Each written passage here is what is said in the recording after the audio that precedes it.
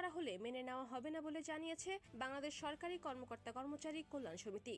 একই সঙ্গে বাজার মূল্যের প্রতিনিয়ত বৃদ্ধির চাপ থেকে সরকারি কর্মচারীদের মুক্তি দিতে দ্রুত প্রজ্ঞাপন জারির দাবি জানান তারা।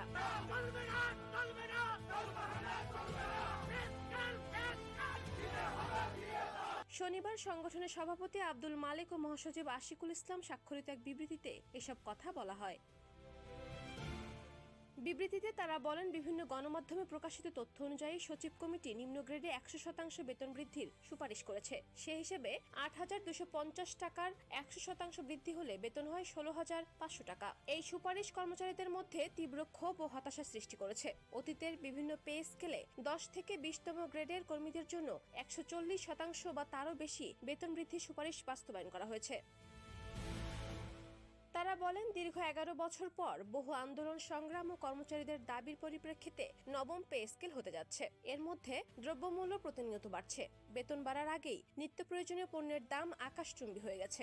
এতে সরকারি কর্মকর্তা কর্মচারীর পাশাপাশি সাধারণ মানুষের মধ্যেও হতাশা তৈরি হয়েছে। বিশেষ করে নিম্ন গ্রেডের কর্মচারীরা বর্তমান দ্রব্যমূল্যের সঙ্গে কোনোভাবেই তাল মেলাতে পারছেন না। নবম পে স্কেলে যে পরিমাণ বেতন বাড়বে তার চেয়ে বহুগুণ বেশি দ্রব্যমূল্য এরই মধ্যে বেড়ে গেছে। ফলে বিষয়টি জটিল আকার ধারণ করেছে।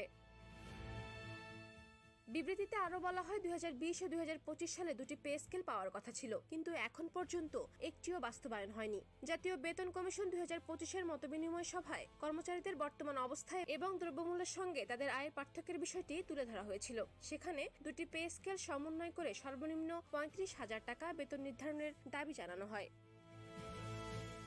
তবে সেই দাবির তুলনায় কমিয়ে সর্বনিম্ন 20,000 টাকা বেতনের সুপারিশ করা হয়েছে। অন্যদিকে 1:4 সর্বোচ্চ বেতন 1,40,000 টাকা করার কথা বলা হলেও তা বাড়িয়ে 1,60,000 টাকার সুপারিশ করা হয়েছে। এতে বৈষম্যের আরেকটি ধাপ তৈরি হয়েছে।